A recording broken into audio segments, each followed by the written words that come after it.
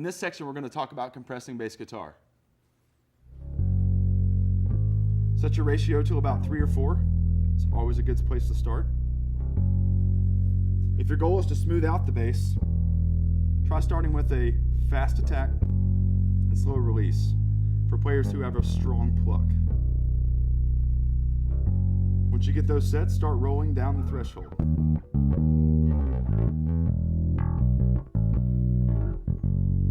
You'll notice it's really crushing the signal, so you'll have to use some makeup gain.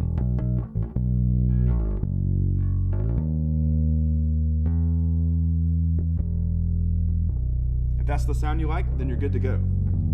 If your goal is to go for a punchier sound, try slowing down your attack and speeding up your release. This will allow the transients to get through.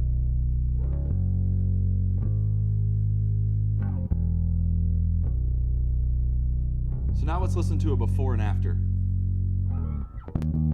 Here's before,